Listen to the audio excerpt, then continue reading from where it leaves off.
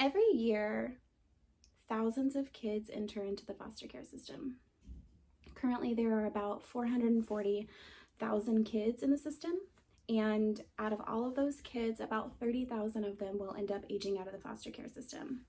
I'm actually one of those kids. I aged out when I was almost 18. I'm making this video because I want to bring more awareness to the foster care system, and I want to share my story, and I want to just kind of not feel ashamed about it anymore, because for the longest time it's something that I wouldn't open up about, and it's something that I feel ashamed about. I kind of feel trapped by my experiences, and I don't feel comfortable talking about them, and I should feel comfortable talking about them because it's nothing to be ashamed of. But growing up, that's kind of how you feel. You know, you go to school and you're already kind of like an outcast because you are not living with your parents, or you're known as like the foster child, or like you're always referred to as so-and-so's foster sister or foster brother. At least in my case, that's kind of how it was. So it's already always uncomfortable, and I always had this label surrounding me.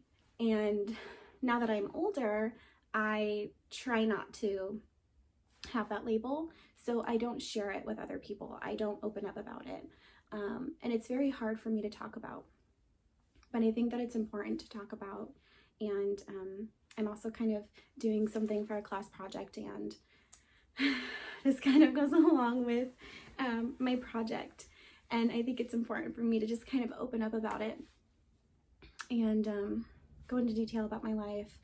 So as I am talking about it, if I come to pauses, or if I kind of, my voice shakes like it is right now, please be patient with me, because again, it's not something that I talk about with other people, and I'm really nervous that so many people are going to be watching this. So just be patient with me as I kind of dive right into my life. So I'm going to do it in parts, because I think it's important for you to understand the entire picture if I'm going to talk about it. And in order to understand the entire picture, you have to first have some kind of background information. And that background information entails why I was in the system to begin with. So that's going to be the first part of my story. And it'll be a little hard for me to talk about. So again, please just kind of be patient with me, I guess. Okay, so I like to think that I was predispositioned to have the life that I did. I was born into a family that struggled with drug abuse, struggled with alcoholism. There was abuse and neglect on both my mom's side of the family and my dad's side of the family. So when I entered into this world, there was already a possibility that I was going to experience the life that I did, and unfortunately, I did. I was born in the state of Washington, and I only lived here for a couple of years before my mom moved us to the state of Florida. And when I say us, I mean me and my younger brother. They actually met like in the weirdest way. I was told that it was either my mom that was in jail or my dad that was in jail. One of them was in jail at the time, and they became pen pals. And when they were released from jail, they ended up meeting and getting together, and that's how I happened. So that was kind of a weird dynamic there. Kind of tells you how my story is going to start off. But yeah, so I was born in 1991. I am currently 28 years old. And my mom and dad weren't together very long. I think for a couple of years they were. And then again, I moved to the state of Florida. My mom had always struggled with drug abuse and alcoholism. She started drugs from a very, very young age. She was a teen when that happened. At least this is what she told me. She experienced a form of physical and sexual abuse too, which kind of led her into starting using drugs. And so from the moment I was born, it was very hard for her to even like stay on track, because her entire life she had already been using drugs and whatnot. But I think part of her tried to do better for me over the years, but obviously that didn't really work out. When she moved us to Florida, my dad obviously didn't come along. He stayed in the state of Washington. I think I was like 2 or 3 when we moved to Florida. And my mom eventually ended up remarrying.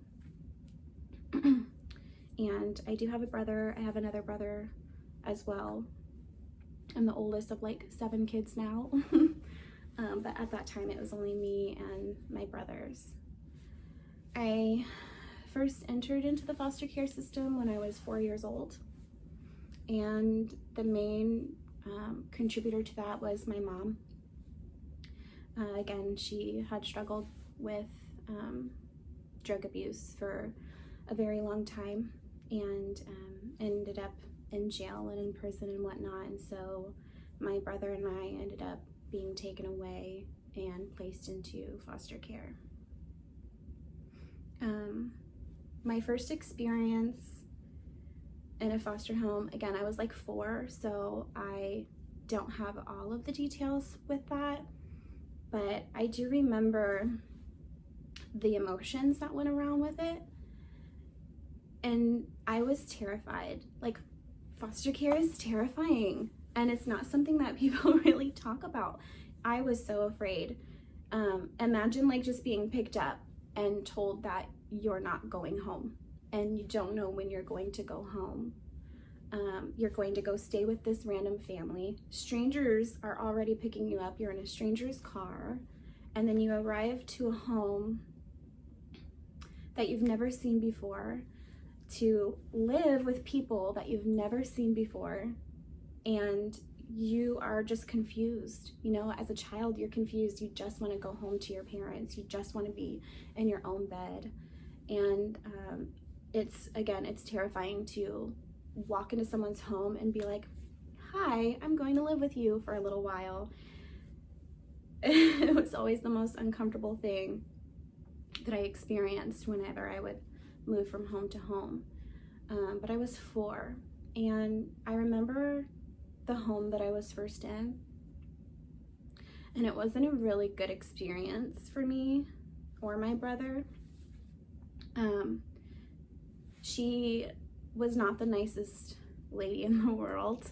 She would purposely make meals that she knew that we did not like.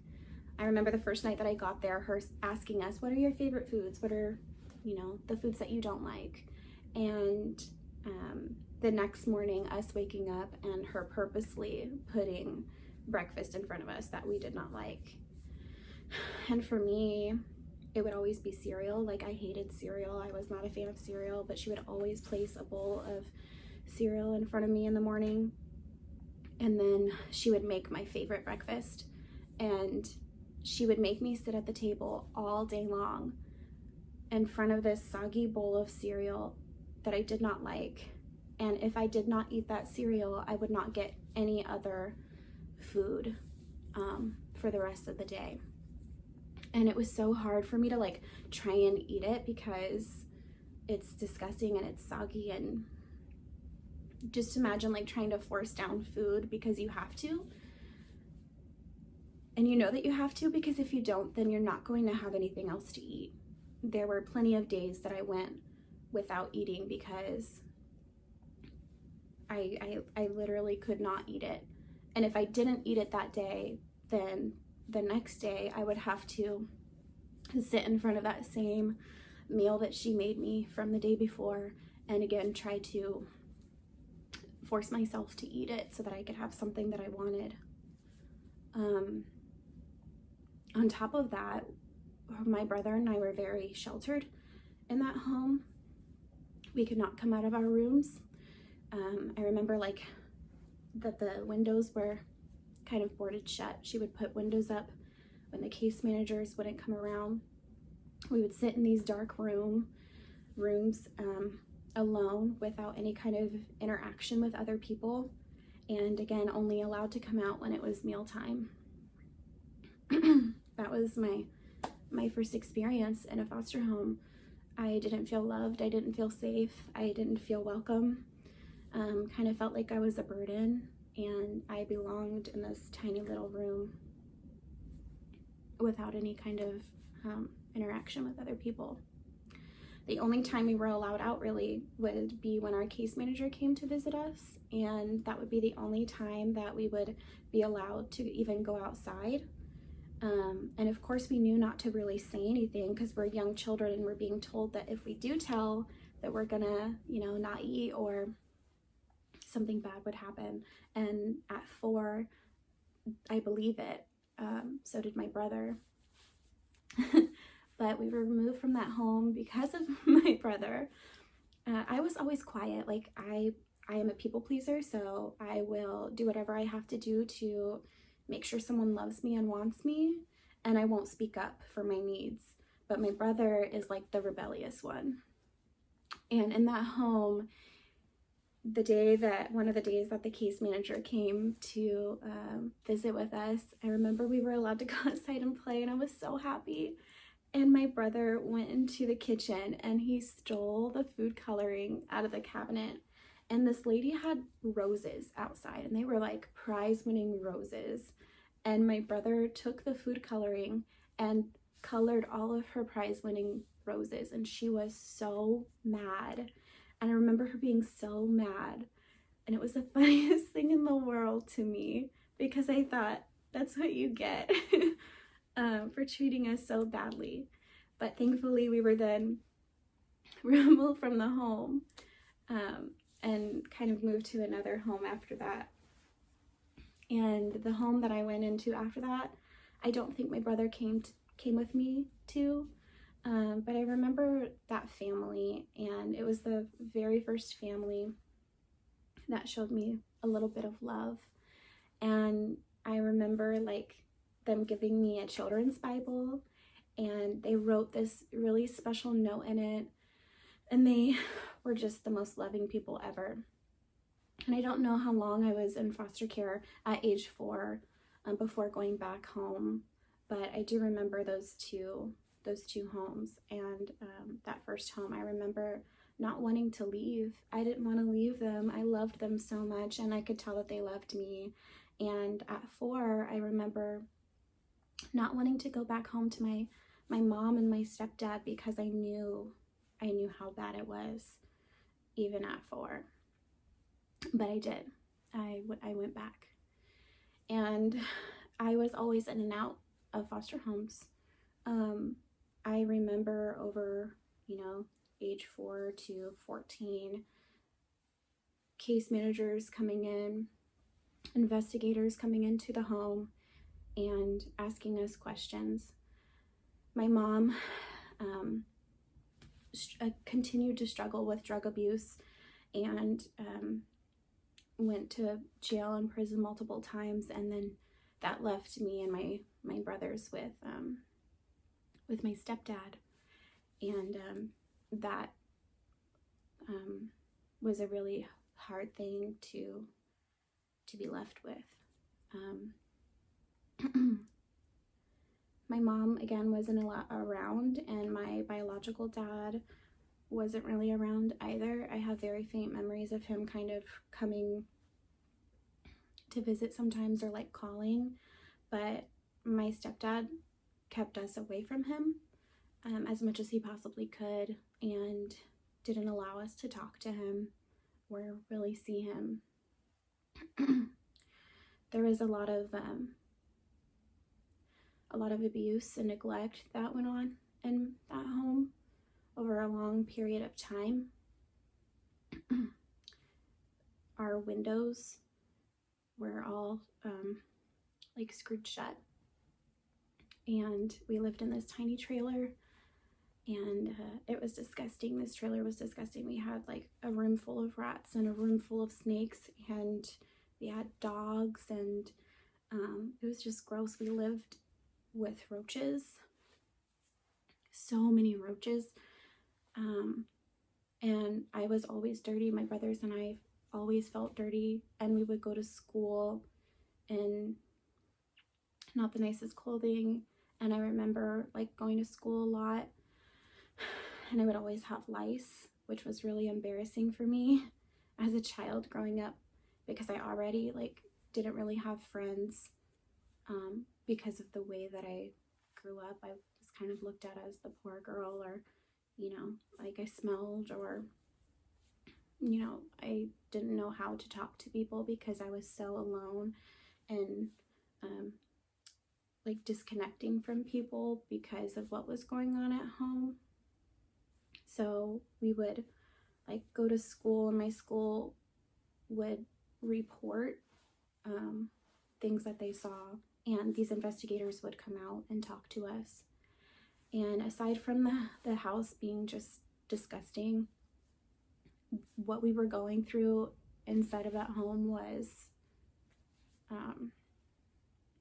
horrible. Again, like I said, all of the windows were screwed shut. My bedroom window was screwed shut. On the outside of the front door, there were like 3 different locks. We had locks on the inside of the front door, so that if he were to leave, we would be locked inside the home with no way to really get out.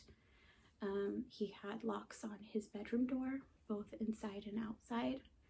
And my brothers and I experienced a lot of physical abuse from him, and we were kind of left to fend for ourselves sometimes. And me, as the older sister, I had to take care of them and try to take care of them, and that was really hard, aside from going through the abuse that we were experiencing from him. So again, like, the schools would report it, and I wasn't always taken away, and that's because he was really good at making sure he did not leave marks on us.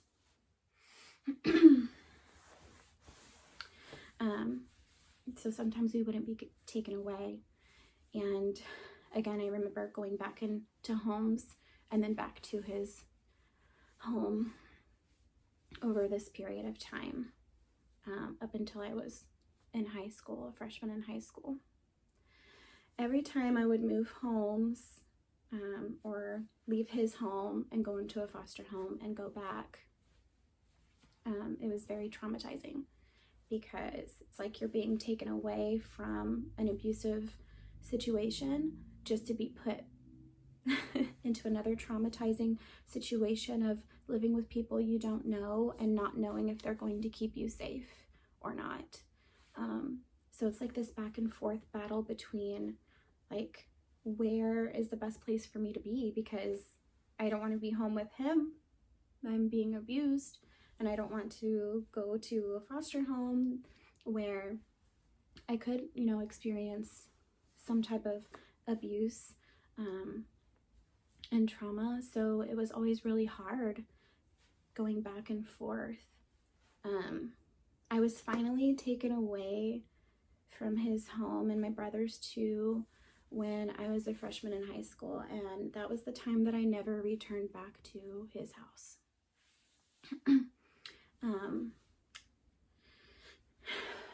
And this is kind of where I'll start tying in more of my foster homes.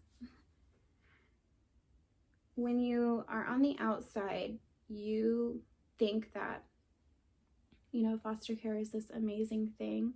There are these wonderful people who are taking children in that are not theirs, and you're told about all the good that these foster homes do, and that is very true, but at the same time it is very false.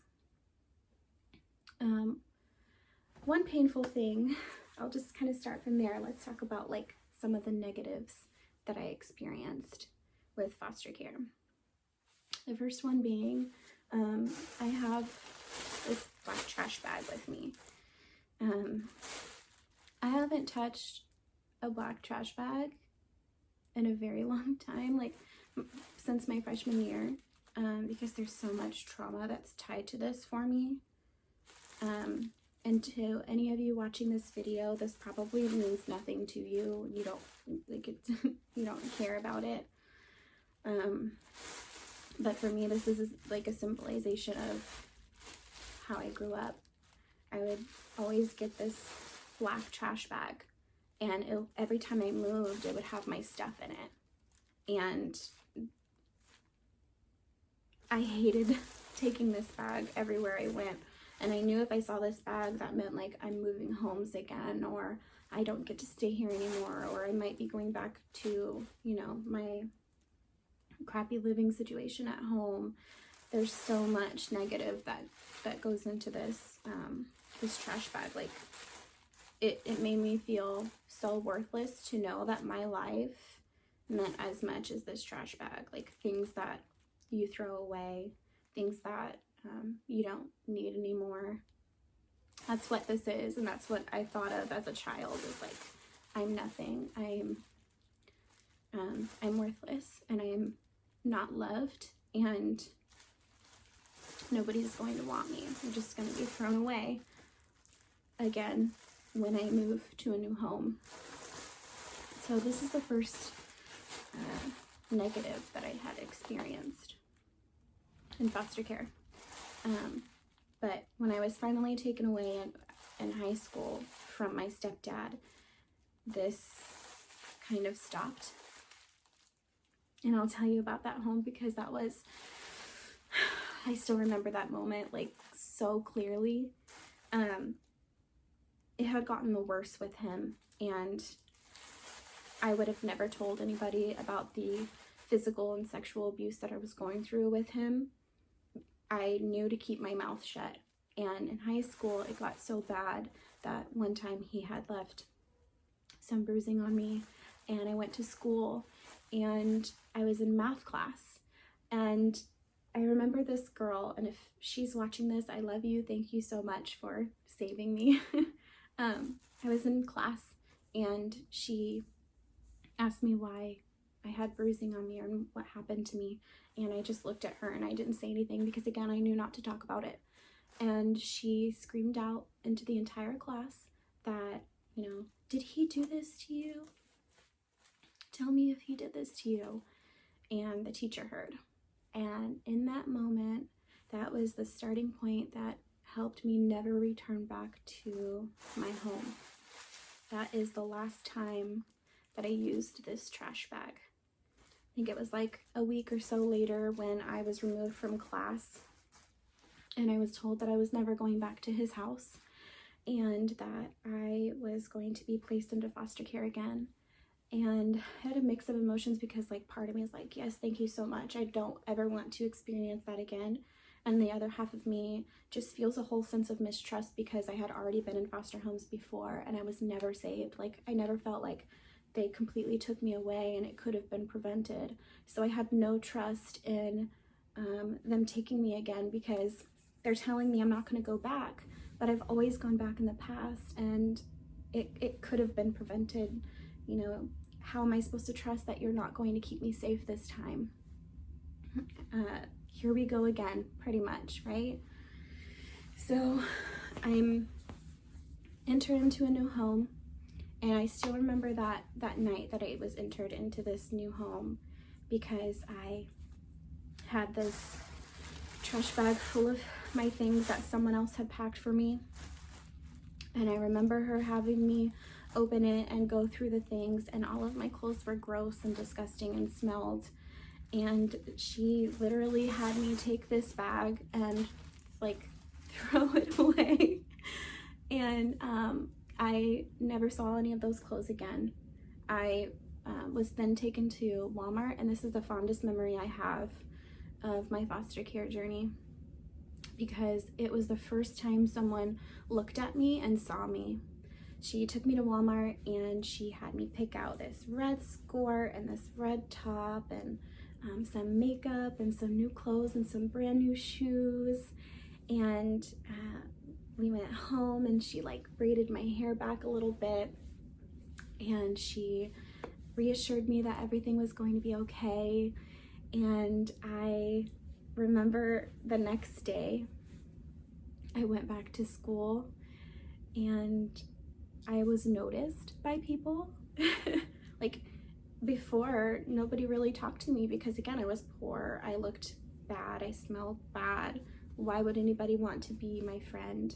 And then this next day, after this foster mom gave me this really great experience of like looking and feeling clean, I finally had attention from other people, and I remember it feeling like so just, I still feel warm when I think about it. And that's the last time that I used the trash bag. I think that in foster care,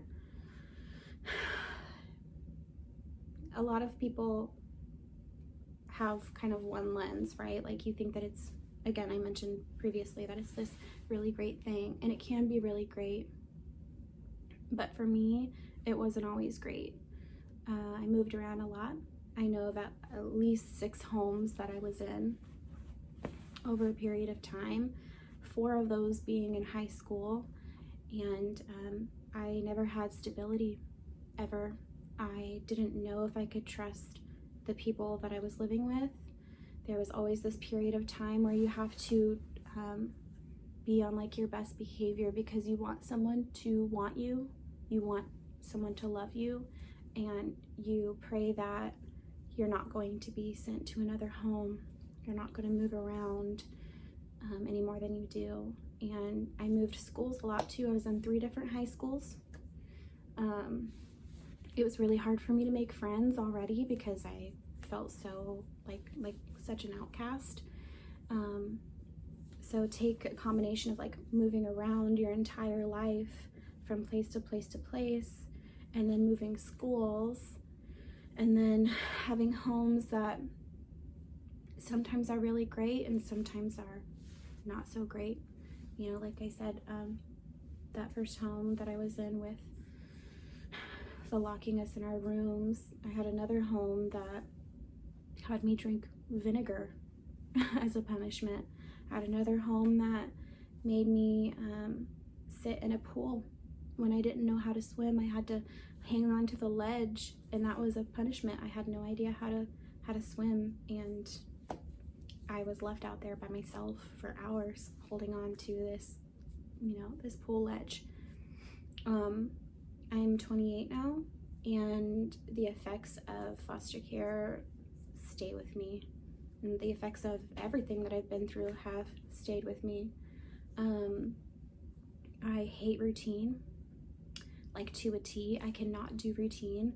If things are the same for too long, it gives me anxiety. I have to switch it up in some way. Even my bedroom, like I'll move the smallest things because it's been like that too long. I need to change it, because if I don't change it, then something else in the universe is gonna make it change, or something like that.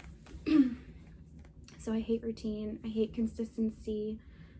I do have and suffer from post-traumatic stress disorder. I have a hard time keeping relationships and friendships because I tend to think that they're going to leave me. I have a hard time believing that when someone says they love me, they mean it. You can love me fully and wholeheartedly, and I will still sometimes feel a very small piece of me waiting for you to no longer want me, no longer want to be in my life, or no longer love me. I think I already said that, but that just goes to show like how hard it is for me to trust in things. I think that there's a huge issue within the system because it's traumatizing. foster care is traumatizing already.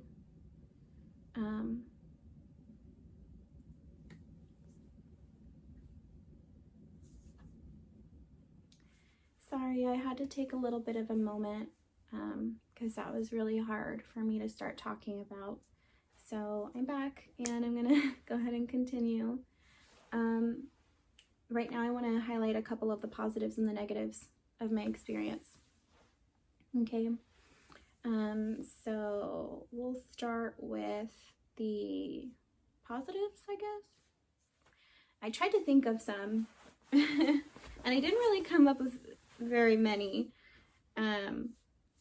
but some of the ones that I would say is I have created some lifelong relationships with people, like case managers and foster parents. Like one of my case managers, the one that I had in high school, she is phenomenal. I love her to death. She always advocated for me, and even when I aged out of the system, she was always there to support me, and I am still in her life to this day, and I've been out of the system for 10 years now. So I love her.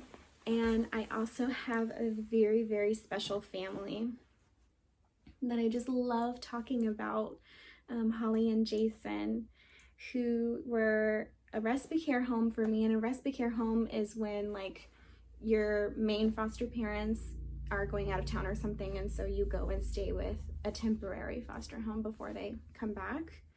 And I love them. They have been in my life ever since I entered their home, and they are wonderful people. They have, not only do they have their own biological children, but they have adopted children out of the foster care system, and they strive to make a positive impact in these kids' lives, and I have seen them change the lives of others, and they are my role models. And so while you heard a couple of like my negative experiences and some of my negative homes that I was in, this one is by far, like, I love them. So there are really great foster homes, and then there are not so great foster homes. I'm pretty sure I said that a little while ago. Holly and Jason are by far like my favorite. I'll always hold them near and dear to my heart. So that would be my positive. Another positive would have been, like, I grew up in the foster care system in the state of Florida, and when you age out of the system, you are, your college is paid for up until you're 27. Now, for me, that would have been a huge positive if I had the support and the tools to actually succeed in that. When I aged out at almost 18, like many aged out foster youth, I'm kind of left to figure things out on my own because I don't have a forever family. So I move out, and not only am I trying to figure out how to be an adult, but I'm also trying to figure out how to get my life started. Like, I didn't know how to pay bills. I didn't know what credit was. I didn't know how to manage money. I had so much trauma from foster care and the abuse that I went through that it was still very prominent. And so I was struggling with my mental health, add all of that, and then try to go to college. And that's just a recipe for disaster. For me, it was. I failed my first 2 years of college. I went to classes, and it was completely paid for by the state of Florida, and I literally failed all of my classes. I could not succeed because I was like so weighed down by how much hurt I had been through that I couldn't trust in anything. I couldn't trust that my life was going to end up any better than it had been the first, 18 years of my life. So I was very stuck for a very long time. And when you're in foster care, they have a program where you're supposed to be learning these skills to help you for when you age out. And I learned nothing. I literally learned nothing. Like, we went to a couple of trips to like the bank or something like that, and like would go into little groups and talk. But other than that, like, I learned no skills then. So I started to fall into the same lifestyle that I grew up in. I began drinking heavily. I, was failing school. I was making friendships that weren't healthy for me. And I developed my own kind of alcohol problem along the way. Fell into an abusive relationship because that's all I know, right? So why would I think that I deserve anything else? This is what it does to you. This is what abuse and neglect, combined with the trauma of moving around so much, the instability, the feeling like you're unwanted and unloved all the time, this constant mistrust and everybody around you, that's what it does to you. It makes you think that you don't deserve anything more. And I believed that for a very long time. I believed that I was a statistic. I'm going to be the part of the 12% of aged out foster youth that never obtain any kind of college degree. I'm going to end up like my parents.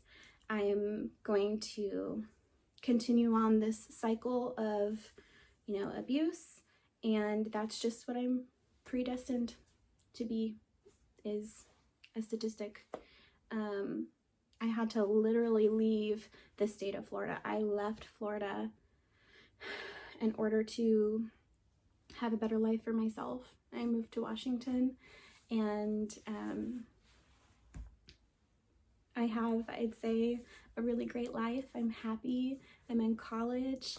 I have a son that I just adore, and I am a damn good mom to him. At least I'd like to think so. And I have a good life now, but that doesn't come without the work that I've put into being a better person and developing into who I am today. And that trauma still follows me. And I'm sure it'll follow me for the rest of my life. I mainly wanted to make this video because there are so many kids out there that don't feel comfortable with sharing their stories because it's just something that you feel so ashamed of. You feel alone. Everybody around you makes you feel alone. And how can you open up to others when you're not welcome to open up to others? Nobody's asking you how you're doing and how you're feeling and what your experience is like, and you're going to school, and you're known as the foster sister or the foster kid, and you're constantly labeled. And so as an adult, when you are done with that experience, you don't want to label yourself anymore. You want to let go of that label, and so you don't talk about it. But I think it's important to talk about because I think there's a problem with the system. I think there's a problem with the kids that are going through it who need more help with their emotional well-being. I think that there needs to be more help for parents.